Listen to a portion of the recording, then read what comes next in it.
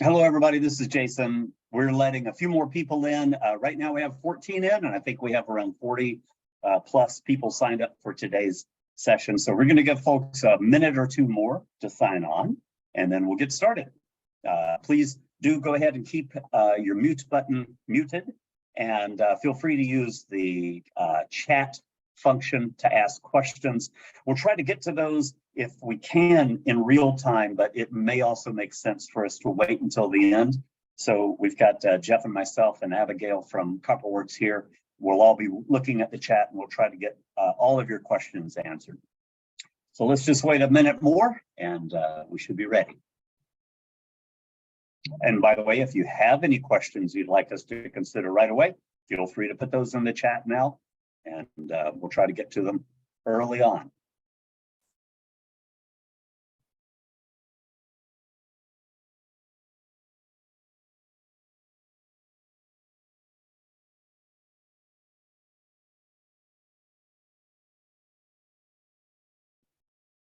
One more thing I'll mention while we're giving probably one more minute here, folks, to log on, is that you can go ahead and view our campaign page if you haven't already on the URL that's listed at the bottom of the screen.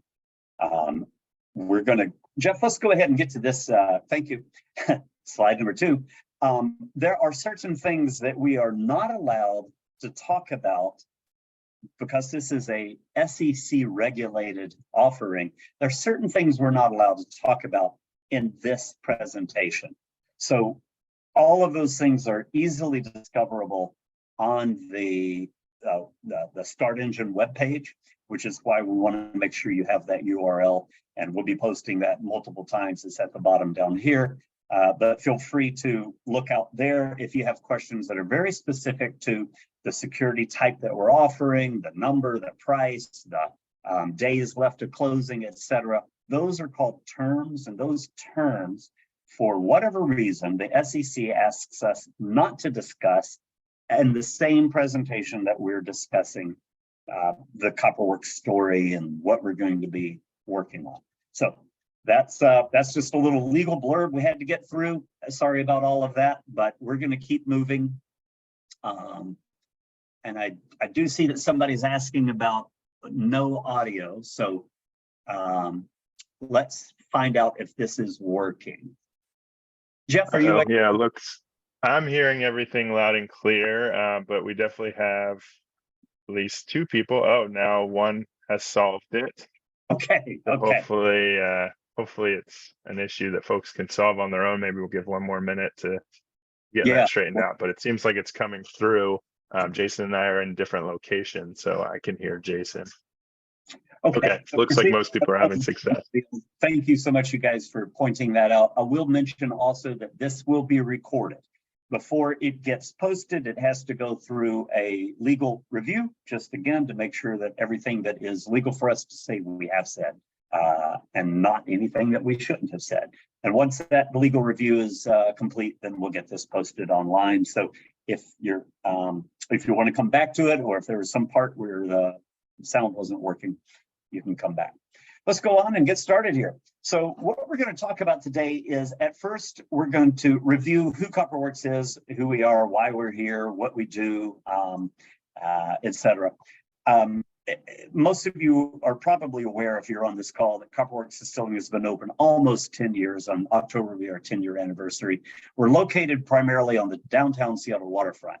I say primarily because some of the projects we're working on are up in Kenmore, Washington, 12 to 14 miles outside of the city north. We have been making American single malt whiskey, vodka, and gin, all from a base of barley. Since then, and we've run many different awards, including the American Distilling Institute's 2018 Distillery of the Year. That's one we're super proud of, but our products have won double golds and golds and best of category for a long time, and multiple awards.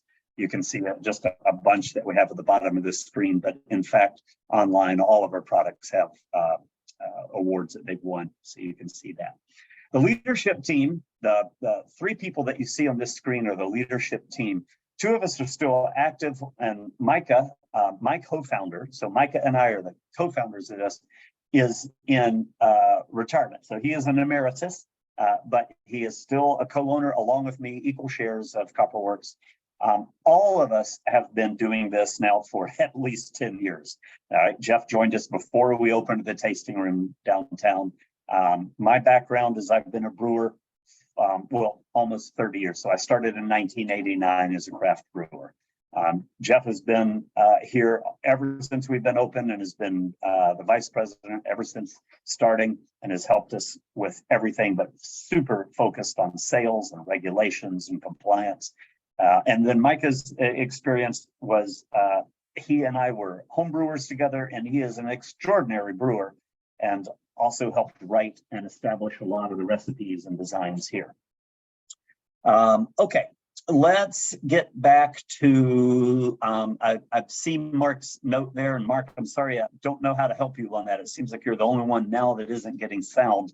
So I'll tell you what we'll do. If we can't get sound to you, we'll text you that when we have that recording online.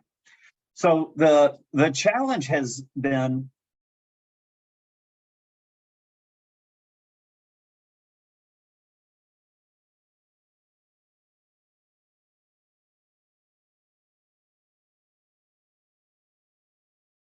that we're going to be selling in 3 to 7 years from now. So the product that we're selling today is the product that we put up with the cash that we had 3 to 7 years ago. As we grow, we're not just trying to keep equal, we're trying to grow and grow and grow. And that means that we're always investing with more cash for more product that we will have in 3 to 7 years. So it's a wonderful cycle, but it also means that we're still in an investment mode. We're not at a point where the sales are paying for an equal amount of sales plus a little bit more. We need sales plus a lot more. As you can see for the graph up here, our opportunities are huge, and we need to continue to be a leader in American single malt whiskey in particular, and craft spirits in general. We are both of those, and we need to continue to invest so that we don't A, lose our position, and B, that we always can capitalize on the investments that have already been made by having more and more to sell. Our other challenge is that our space that we have is very limited. The downtown Seattle tasting room is wonderful for a place for people to come in and learn about Copperworks, see the stills, take a tour and visit, but it's just not big enough for all of the things that we're asked for. One of the big questions is, how do I use this product? What does it taste like in a cocktail? Can I enjoy a cocktail while I'm here? Though it is technically legal for us to sell a little bit of cocktails in the tasting room, we're not going to, because if we do, we're going to lose the capacity to bring more people in just for whiskey, vodka, and gin tastings. So we need people to be able to cycle through here. That means that there is a huge opportunity for us to open up a real cocktail bar where we can entertain people, tell people more of the story, have them try the products in the way that they would try them at home or in a restaurant. But this will be our restaurant, so we really control the messaging. And another important thing about this is we make the margins. So if we're selling ourselves the liquor and then we sell that cocktail, those margins are great for us. And that's something that we want to continue to explore. How can we make better margins out of the cocktails? So let's go to the next slide and we'll talk about what the market is like. It turns out that you've probably heard some bad things about beer, but you're still hopefully hearing great things about spirits. Beer is a bit oversaturated right now with almost 10,000 breweries in America, but the craft spirit market is still around 2,500 distilleries. And again, as I mentioned, we're one of the leaders. It is true that craft spirits are taking some of the market share from beer, and that's good for us. I'm sorry for our beer friends, but that's really good for the industry that we're in. Of the products that are growing really well, American single malt whiskey in general, but in particular American single malt whiskey and gin are both doing great. Jeff has found a statement here about the American whiskey market being $16.8 billion by 2025. We only want half of that market, so no, just joking. I'm hoping that we are able to continue to rise in that market as fast as it's growing. All of the distilleries are building, and by the all, I mean both the Scottish, the Irish, the Japanese, and of course the American bourbon distilleries are building out to take advantage of a bigger growing whiskey market. Nobody seems to think it's going to slow down soon. Of course, someday it will slow down, but I think we have a good long runway, and I'm anticipating that being 20 to 30 years of being able to invest in spirits. So let's go ahead and talk about our local opportunity. The Seattle waterfront, which is where we're located, right across the street from the Ferris wheel, has a huge investment in it, and it's really starting to come together. They just on Monday they opened up the street that connects the downtown, the Alaskan Way all the way up to Elliott's, so that now you can drive all the way to Ballard from downtown uninterrupted. That's a brand new road. That road took them a couple of years to build. It looks great. They're installing all of the walkways, and then after the walkways come the bike paths, and after that come the plantings. We're going to end up with a 1.5 mile long green belt right on the waterfront. That's going to coincide with completion at the same time that the aquarium is completed. So next year, 2024, is when the aquarium is predicted to be done. That, with anticipating new visitors coming to the waterfront, they're expecting that to go from around 7 million visitors a year to around 21 million visitors a year. As you probably know, we also have a new convention center, new hotels. We have more than we've ever had before in cruise ships coming to Seattle. Things are looking good. Maybe not all the way throughout Seattle, but they're looking really good on the downtown waterfront. So that's where we are now. And I'll just add, we've done what we've done at our tasting room on the downtown waterfront under construction for essentially the whole time we've been around, for 10 years. So we're really excited for a lot of these projects to, wrap up. There'll always be some stuff ongoing, but the big projects will finally ramp up in the relatively near future. So we're very excited to see what we can do when, we're not under construction right outside of our door. That would be cool. We've never not had construction going. So yeah, it was the seawall, and then the tunnel, and then the removal of the viaduct, and then the rebuilding of everything they're doing now.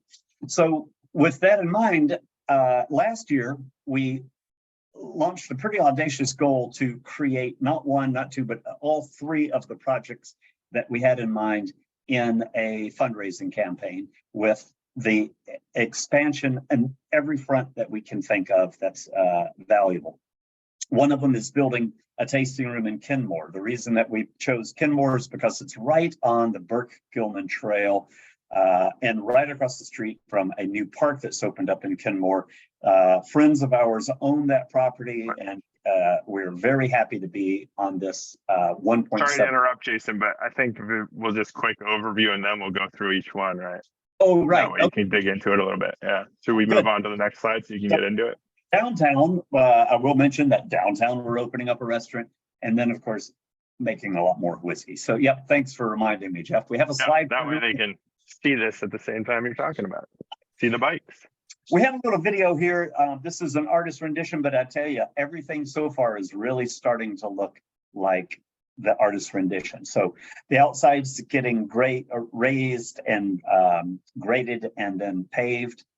If you look inside the building there, all the insides are built out now. We still have the kitchen to install. We still have the bathrooms to install, but all the stalls are built. So you can almost see the comparison of the signage and the back bar in the insert photo is the real bar. That's physical real life that you're looking at. We'll be storing barrels back in here. We're going to start with empty barrels because we have hundreds of empty barrels that we have to get stored, and make sure that we can get permitted for storing full barrels there. But this will give us a lot more space downtown to do more production. So the wonderful thing, as I mentioned about Kenmore, is that not only is it, in our opinion, very underserved for this type of venture, it's also in the ideal location to meet new customers, right on the Burke-Gilman Trail. And as I mentioned, across the street from a new park. That park is, I went up there kayaking Saturday, the first beautiful day we've had here, and it was packed. And right from the parking lot, you can see the Copperworks location. So really excited about that opening up. We've been given a lot of support from the Kenmore business community, so I'm really looking forward to that. We did send out 10,000 mailers to Kenmore residents, so pretty much everybody in their inbox or their mailbox received a card that welcomes us to Kenmore, saying nice to meet you, Kenmore, and lets them know a little bit about the investment opportunity. We'll be doing cocktails up there. We will focus on cocktails. We will also have food. We're not going to be a destination restaurant as much as we're going to be a destination cocktail bar and event place, but the food will always be there to support your enjoyment and, you know, continued safe drinking.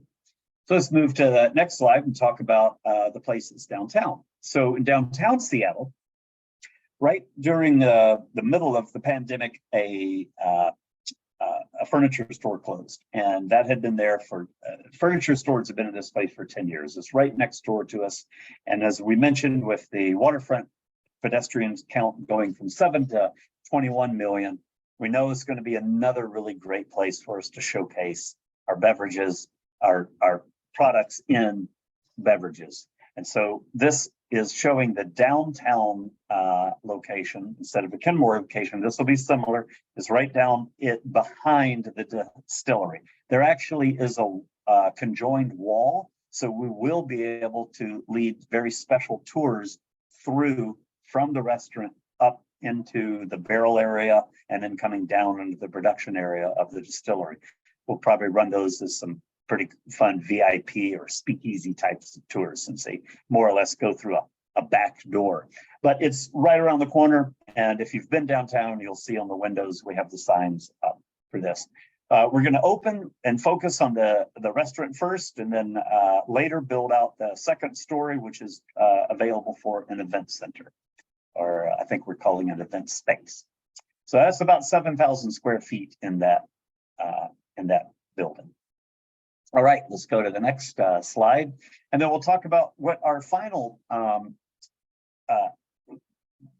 investment is. So originally, we thought that we were going to have to build another brewery, and the reason we thought we'd have to do that is because we tapped out all three of our brewing partners' capacity and still couldn't grow. We didn't have room for more fermenters on site, and we simply were at a capacity problem.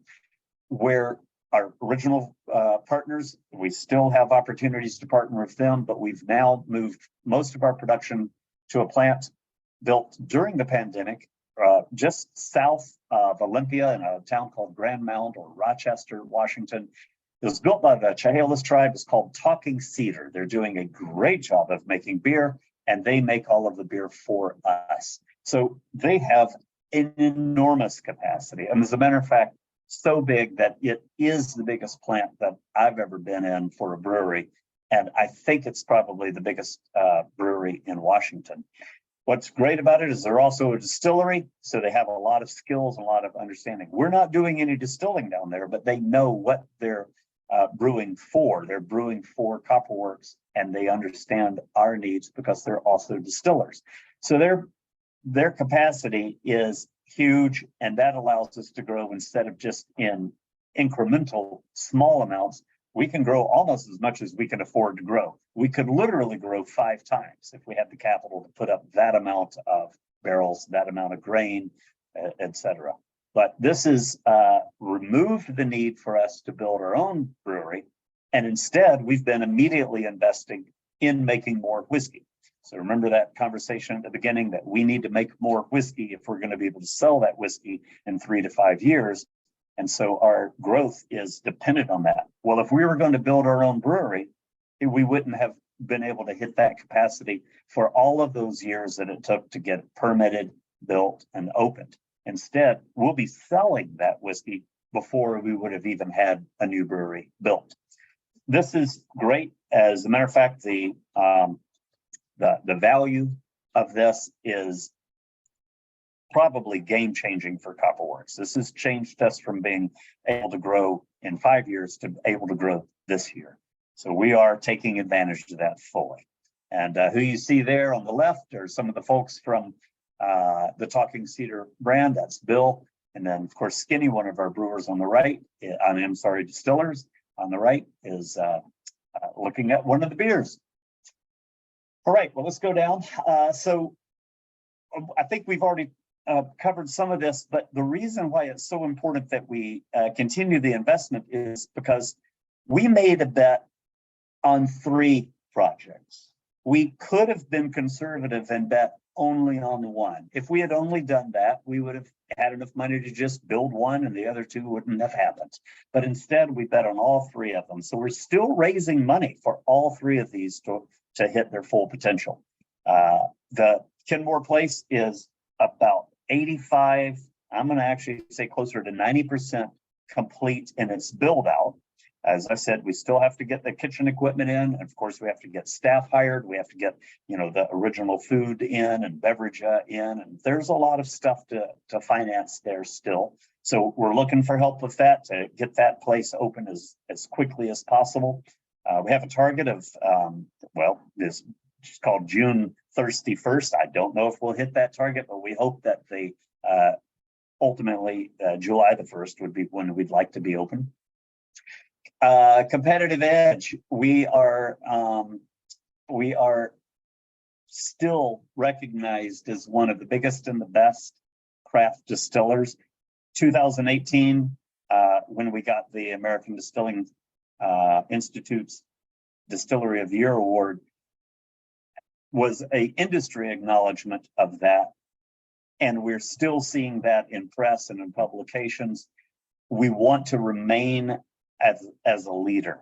And as long as we are recognized and remain as a leader, so many opportunities open to us for distribution, for international shipping, for growth and sales, for partnerships. So we're gonna continue to be as best we can on the cutting edge to be that best in class American single malt whiskey producer and all other products that we make, but especially American single malt whiskey and our experience.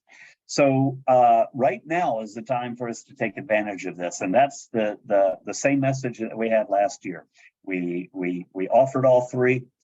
Everybody stepped up to the plate and showed us how much they are interested in this. We were looking for 5 million. We raised 2. We're looking to continue to raise more so that we can hit our 3 goals of opening all these 2 places and making more whiskey than ever. All right, let's go to, one more thing before we open it up for questions. Some of you are investors, some of you are considering being investors. Whatever your decision is, we would love to have you come on board as a new investor, or if you're already an investor, continue your investment and tell people who may be interested in this about this. A long time ago, it was easy to use social media, things like Facebook, to really publish our message and get that word out. Thankfully, certain rules have come in that make it a little bit harder to get your information from anybody, but that also means it's a little harder for us to get the word out through social media like Facebook and Instagram. So we're going to look for word of mouth and your help in identifying people. That could be anything from just sending an email to somebody, talking to them, having a drink, sharing a drink with them, ordering it at a bar and telling somebody you're talking to there, or even giving somebody our number and having them call Jeff or me, and we'd love to talk to you about that. So that's it. The easy part. Remember, there are certain things that we can talk about on this, and there's certain things we won't be able to. So we're going to open it up for Q&A. It'd be best if you put it in the chat so that it is recorded, and then we will talk about that, and we'll go to that now. And Jeff, do you already have any questions in there you'd like to consider? I don't see any yet, so nothing coming in yet. So definitely put it in chat, or if you do want to just speak your question, you can come off mute and do that. Most people prefer the chat, so let us know what questions you have. We'll hang on for a few minutes, and hopefully someone will roll in. or maybe Jason covered everything perfectly. Well, I will say one more thing. If you don't have any questions, but you do want to go to the campaign page, we'll be sure we get that up next. As a matter of fact, I think that's where we ought to leave a message. All right, we're getting a few coming in. So first one, you can invest if you're in a different state. I could take that one. That's easy. Yes, absolutely. I don't think there's any restrictions in the States. There's actually even the ability to invest if you're international. There are a few restrictions there, a few countries that are not able to invest via StartEngine, but most countries internationally as well. Great. I'll take the next one that Doug wrote because I've had a chance to read it. Doug, you were asking about the pictures. It looks like we're planning to store barrels in both new locations, and would that affect the aging profiles of the railroad products? I'm going to answer that first, and then your second question is, what does your current barrel storage capacity look like now, and how much will this add? The first half of the question is, we are currently not planning on storing full barrels, but empty barrels and bottles. We're required to buy bottles by the container load, and we like to buy barrels by at least the half truckload. That gives us the opportunity to reduce the cost of freight and keep those barrels. We don't actually need to have all of those full barrels storing in those places. However, we do need more warehouse to store barrels. You may not know this, but the Copperworks barrel warehouse is temperature controlled. So one of the criteria that we're looking for, and as a matter of fact, I'll be visiting a warehouse later this week, early next week, as a consideration, is temperature control. So the flavor is indeed affected by the temperature and the humidity, and that is something we'll be looking for. So we'll be taking a look at that next week. Great. And then there's a question, approximately how long before the restaurant helps with margins for the company? And then, is the restaurant building owned or leased? Yeah, so the second question first. The building is leased. We have a 5-year lease and a 2 5-year renewal. So that gives us 15 years out there. And the same thing with downtown. We have that level of lease. What we're margins. So you remember me saying that we're going to be primarily a cocktail bar with food to make sure that people feel comfortable coming there, that all ages can come in, that there's just a very short area where people can't come to the bar. That's 21 and over. That'll be like 3 feet away from the bar. All the rest of the place is family friendly, and then outside is dog friendly. I'm telling you all of this to say the margins we're looking for are going to be from alcohol, not from food. We will have food, and we will have food because it's the responsible thing to do when you're serving alcohol in cocktails. But we're not looking to make margins on food as much as we're looking to make margins on spirits. And since we manufacture our spirits, we have the lowest cost of those spirits. So our margins will be good. Now, your question is how long before they help the company? I just want to be careful because if we go back to this original slide, future projections are something that we need to be careful about legally. Yeah. So, and I was going to say, I actually don't know that. I mean, we don't have an understanding yet of what our business model will be in Kenmore to be able to answer your question. But I think I'll say this: the opportunity is right. Yeah, and then there's planner idea to expand on the East Coast. I can field that one. So, there's a couple of issues with expansion. One we've kind of already talked about quite a bit here is that we need more whiskey. So whiskey is the product that most people want to see us distribute. So that would be kind of the hot product to head east with. So until we have enough whiskey stocks, we only can really do limited distribution to different markets, whether they be in the US or export markets. That said, we do have a little bit of distribution that we've started on the East Coast. So we've done some work with a group in Pennsylvania that's doing some single casks from us, being sold primarily in the Philadelphia area and a little bit in the Pittsburgh area. We, certainly have conversations with folks on the East Coast on a relatively regular basis. But we don't have any major distribution agreements over there yet, primarily because of that issue of whiskey stocks to be able to sell. We just don't have enough for it to pan out correctly with kind of what folks are looking for to sell. Yeah. We got one about selling beer, and Magnus asked about our exit strategy. Jeff, I believe that is going to need to be a question that goes on to the discussion section, and I'd really strongly encourage you to ask that question on the discussion section, because we'd love to answer it for you.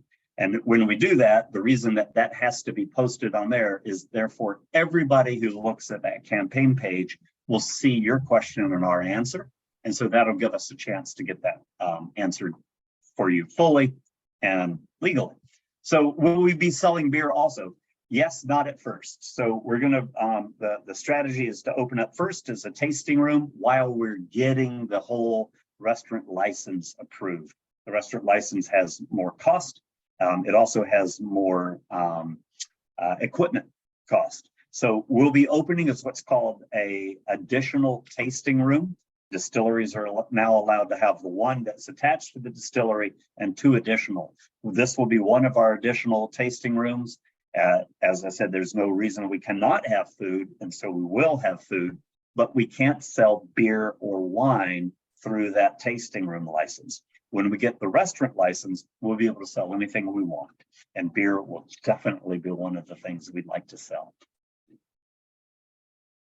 Great. And then we have a question about online sales. I'm assuming that's referring to, our online sales through our website. If I'm wrong about that, you can correct me. Online sales are good. We've had a nice following from the time we've been in business. We've built a really nice group of customers that returns time and time again, and a lot of them are ordering online. We also have a lot of movement in the industry just to create more rules and regulations around direct-to-consumer shipping. So that's all positive stuff. We're lucky in Washington, where we've had very favorable laws for a little bit of time, but some other states are finally getting on board. New York actually has some legislation going, which would be incredibly helpful for us. So we'll hope that goes somewhere good. It might not initially, but it's always kind of baby steps. Legislators look at those things, maybe pass on them at first, and they come up again, and people are more comfortable with them. So, all signs are pointing towards that being positive for our business, but also positive in general for the market. Like Jason's been talking about, high margins are good. And when we sell direct, we get the highest margins. So whether it's out of the tasting room or from the online store, that's very positive for the success of the business. Well, I don't see any more questions coming in right now. Feel free to add one. We've certainly got a little more time if you'd like, but also definitely log into the StartEngine page, find Copperworks, and then ask any questions that you have that are very specific to cost per share or the terms and the things we're not allowed to talk here. We'd love to answer those for you. Jeff and I are both pretty good at getting answers out to you quickly. Doug, I see you just sent another one in. I'll read it out while we're talking about it. Do you find there's more demand for your products with your distributors nation and worldwide than you're currently able to satisfy? Yes, such that your expansion will enable you to fulfill that demand. Yes, eventually. So here's the virtuous cycle. The more we make, the more we can sell. We're constantly having to say, no, we don't have that product ready yet. We can't even build a strategy to go across the country because we don't have the whiskey to go across the country. As Jeff was just saying, we have to be very careful to make sure we don't steal from the markets we've already built. So when will we be able to satisfy that? I hope we never will. I hope that it will always be to the point that no matter how much we make, more people want it. Now, there will come a time when we are big enough to where I think we'll be able to do a few things, including lower our price and hit more businesses that right now we're priced out of. But that's a long-term goal, and I don't see us hitting anything like that in a long time. Then there's a question about, sort of the focus on whiskey versus other spirits. Is the goal primarily whiskey with the other spirit secondary? It focuses on establishing a level of strength of PMW, like some of the bourbons, Kentucky. Yep, you got it, Vincent. That's the goal. American single malt whiskey is, I know this may sound like a broken record if you've heard me say this before. American single malt whiskey is what we are trying to get past as a new type of whiskey. The Tax Trade Bureau tells us that it is imminent, that it's days away. Spoiler alert, they've been saying that for a couple of years. But they really do believe that they're about to launch a new type of whiskey, American single malt whiskey. We're one of the largest independent producers of that, and we feel like our flavor profile is very good and perfectly positioned to just take that and run with it. We're super proud of our vodka, super proud of our gins, and especially have a lot of fun and are proud of our cast finish gins. All of those, the plum gin, all those interesting things are huge for us, both in the bottom line and for reputation. But whiskey is what the world is asking for in international and foreign markets. By foreign, I mean outside of Washington state. That's the first thing they ask for. So we're really focused on that. We're always going to be making these other products and being able to sell them locally out of a tasting room and in smaller markets, but our growth has to be in whiskey for now. Yeah, and then there's a question about renting out the distillery for weddings, parties, etc. That's definitely an option. Right now our current space only has capacity for about 50 to 60 as kind of a standing cocktail reception. The space in Kenmore is much larger. So once that's open, there's opportunities for much larger parties there. If the weather's good, using the outdoor space, we could do 150 to 200 people at one time. So that'll be a really good opportunity for things like weddings or larger parties. And then, of course, when we finally open the second downtown location, that will also be a place where we can expand capacity downtown and do larger events. Not quite as big as Kenmore, but definitely up towards, I think 100 will be sort of the cap there. And then, full cocktails and stuff like that will be easy to do because of the way those bars are set up, versus our current location, which is a little harder to do cocktails, although we do it for private events. Caterers come in and bring all the materials. Yeah, the cap at the downtown location, it really comfortably is around 45. We've had as many as 70, but it's shoulder to shoulder and it's just uncomfortably tight. And so I wouldn't say for a wedding party you'd want to do that. But the other two places, yeah, we've got that in mind. So great. Cool. Well, and I wanted to add with the TTB. Jason said they've been threatening to do the rule for a while. The good news is we're actually further along in the process now. So they've actually proposed a rule, gotten public comments for the rule, and now we're waiting for the final ruling. So, the past handful of years, we were waiting for them to even start that process. Now we're waiting for them to finish that process. So it's quite a bit closer, even though we don't know exactly when it's actually going to happen.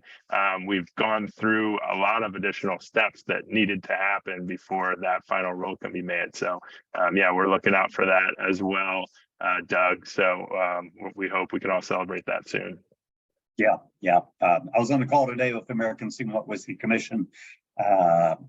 We talk to their lawyers weekly, and they are bullish. They keep telling us everything we want, we're going to get, but it's just a matter of when.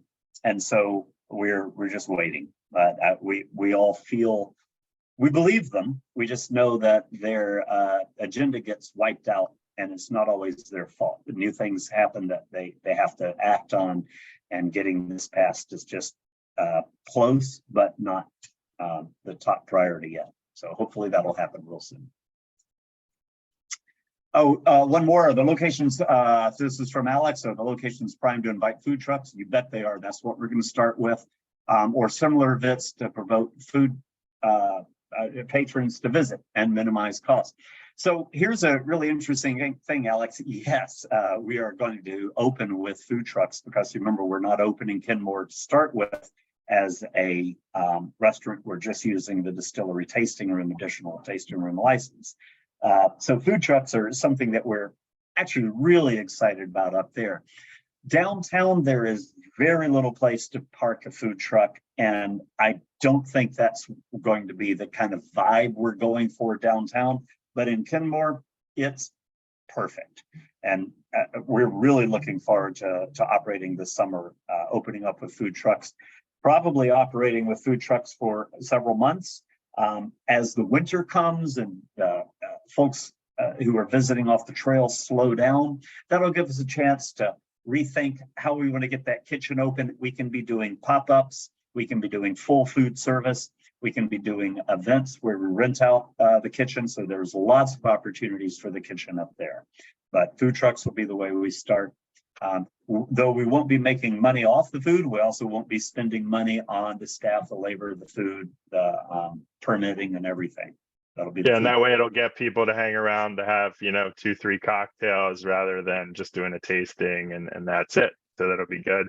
We got a private question about whether we may dip our toes into the area of flavored whiskey. And so the answer is no. That's kind of, it's just not our thing. It's not where our expertise is. It's not, the direction we've been going. It's not the passion of the project. We will continue to play around with fun concepts with barley that we're testing out for different flavors from the barley. Of course, we do lots of fun cask finishes, which get some, interesting flavors that aren't typical to, single malt whiskeys historically. But in terms of flavored whiskey, like, a pepper whiskey or a peanut butter whiskey, we're just going to leave that to other folks to do. It's certainly, a market that some people want, but it's just not the market that we're going for. I will encourage you, if you haven't been, and this is for everybody, if you haven't been down to Copperworks Distilling, please come down and feel free to identify yourself as somebody who's on this call. Bring your friends, tell folks what you're interested in. Like you're considering investing and you have some more questions. We'd love to show you what we have, taste you on the products that we make, and continue this conversation. So this is we're looking forward to it. Yep, great. Yep. I think that's all we've got for now. So thank you so much to everybody for joining us and asking questions. And like Jason said, feel free to continue the discussion on the discussion section of the campaign page. That way we can continue to answer your great questions that you have. Thank you, everybody. It's been great. We'll talk to you soon. I hope to see you as an investor. Take care.